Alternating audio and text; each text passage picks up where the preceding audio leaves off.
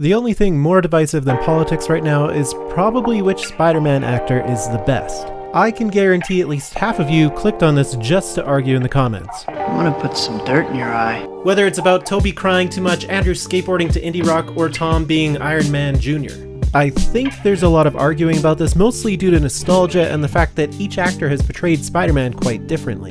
I was 16 years old and a huge comic book nerd when this movie came out, so you can imagine the love I have for those movies, well, the first two, anyways. But let's just try, to put nostalgia aside and rank them using 4 categories. Most comic accurate, best Peter Parker, best Spider-Man, and best overall films. The problem with evaluating comic accuracy is that there have been about 3,000 Spider-Man comics published in the last 63 years. I've read about half of them, and trust me when I say the characterization of Spider-Man, the supporting characters, the types of stories that are written, and everything else has evolved and changed so much with time. I mean, how couldn't it? That being said, Tom Holland comes in last for comic accuracy. We don't really see him become Spidey. We never meet Uncle Ben, and Iron Man plays a strangely large part in him learning to be a hero. Also, this version of MJ bears very little resemblance to the outgoing party girl model MJ we see in the comics. I like Zendaya as an actress. I think her and Tom Holland have great chemistry, and I like the role that she plays in these movies, but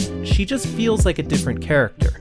Similarly, Ned Leeds is 0% like his counterpart in the Spider-Man comics and is basically just Genki from the Ultimate Spider-Man Miles Morales comics, which I guess is inspired by the comics, but the wrong characters comics. But there are some things that are definitely inspired by the Spider-Man comics, like Liz Allen being Peter's first crush, for example, though her dad's not the Vulture in the comics. This scene where Spider-Man is trapped under the rubble is directly inspired by Amazing Spider-Man 33, which is one of my favorite Spider-Man comic books. I will say having Spidey interact with the other superheroes feels very comic booky, especially since the other Spider-Man movies take place in these weird worlds where other heroes don't exist outside of a few throwaway lines. Doctor Strange. That's pretty good.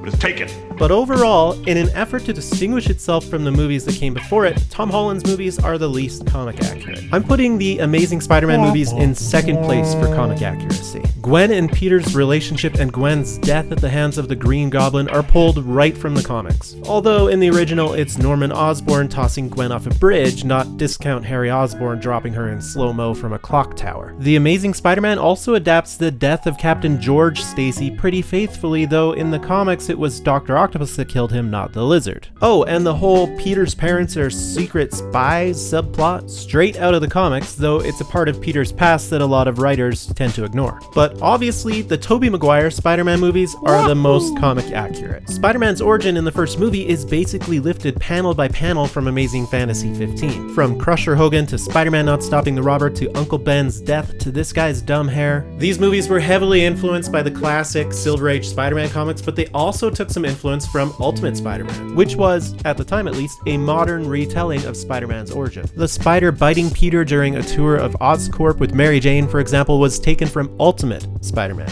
I'm gonna list some things they took from the comics as fast as I can. Peter being a photographer for the Daily Bugle, the Green Goblin having split personality disorder, Norman dying by impaling himself with his own glider after Peter jumps out of the way, Harry becoming the Green Goblin after his father's death, Peter's moped, MJ being an actress, Aunt May being so damn old and poor, Peter dumping his costume in a trash can all sloppily when he quits being Spider-Man, using a church bell to get rid of the symbiote, Eddie Brock bonding with Venom in that same church, not dwelling on the high school years, Peter graduated high school by issue 28 of Amazing Spider-Man, and most importantly, the general campy Norman Rockwell vibe of the whole thing. Those movies just feel like you are reading 1960s Stan Lee comics in the best way. On to the next round. Who is the best Peter Parker? In third place, we've got Andrew Garfield. He's just a little too cool, too broody, too effortlessly charming. Peter's cool in the comics, don't get me wrong, but he's not that cool. And while there are things I really like about his portrayal, namely his amazing, pun intended, chemistry with Emma Stone, he just never quite clicked for me as Peter Parker. Andrew is such a fantastic actor, but his Peter Parker just had a bit too much swagger for me. In second place, we've got Tobey Maguire. I have pretty much the opposite complaint about Tobey. He's just such a dork. He's just too soft-spoken. He's lacking any sort of charm, and he gives off major Cool youth pastor vibes. Peter's a nerd in the comics, sure, but he's also a fun, charming guy. There's a reason Gwen Stacy and Mary Jane were fighting over him in the comics, but Tobey Maguire and Kirsten Dunst just really lack any sort of romantic chemistry, which is odd because they actually dated in real life. I do find it kind of strange that all 3 Spider-Man actors have dated all 3 MJ actors. Like, what are the chances of that? Even when I was young and impressionable and Spider-Man 1 and 2 are the best movies I'd ever seen in my life, I remember thinking, hopefully he becomes more funny and charismatic in the next film. And then this happened. I don't even want to talk about Spider-Man 3. That movie just makes me so angry. In first place, we have Tom Holland. Tom, to me, feels like the perfect balance, personality-wise, between Tobey and Andrew. He's not too cool for school, and he still feels like a bit of an outsider, but he's charming. He also feels like a real kid going through high school, not an adult going through a romanticized version of high school with other adults. Plus, he has great chemistry with all of the supporting actors. These movies also take things slow, really developing the character as he goes through high school. We get to watch Peter become a better version of himself. Alright, but who is the best Spider-Man? This is gonna piss a lot of people off. Like, I'm kind of scared to say it. I'm putting Tobey Maguire in last place. Just hear me out. Spider-Man's supposed to be funny, man. Like, that's rule number 1. Tobey has the energy of a substitute teacher who just discovered sarcasm. Are you in or are you out? It's you who's out, Gobby.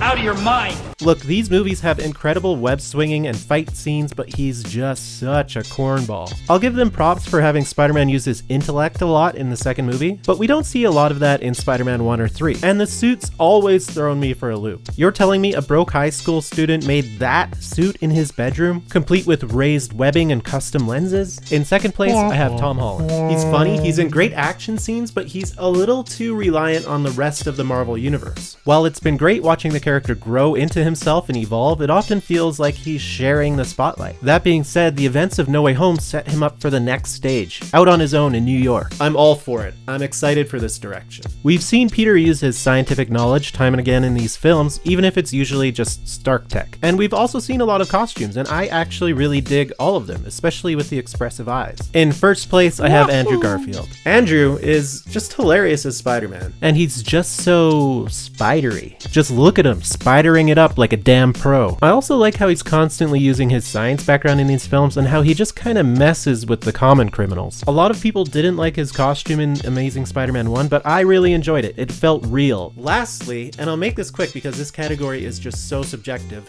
who had the best overall films? Andrew Garfield comes in third place through no fault of his own. Like, he is so damn good as an actor, but the movie plots are a little thin and a lot of the other characters are just kind of forgettable. Subplots are shoehorned in to set up the next movie, villains have little to no motivation, and Harry Osborn looks like he's in a Power Rangers movie. But I do think the emotional moments, the death of Captain Stacy and Gwen, hit really well, mostly, again, due to Andrew's acting. The Tobey Maguire movies come in second place. Man, I have such nostalgia for these movies. While they're starting to show their age in certain scenes, they really hold up for the most part. I'm talking about the first 2, of course. The third one is utter trash. Okay, I take it back. There's some good stuff in there, but a lot of it's bad. But Tom Holland definitely wins this category. I mean, Captain America Civil War, Infinity War, and Endgame are some of the best Marvel movies out there. And I really enjoy Spider-Man Homecoming and Far From Home, but Spider-Man No Way Home may be my favorite superhero movie ever, which is, of course, a testament to how great all 3 of these Spider-Man actors are. While Andrew Garfield may steal a scene here or there, this is Tom's movie, and the acting, plot, and action are all incredible. I love the hell out of this movie. So yeah,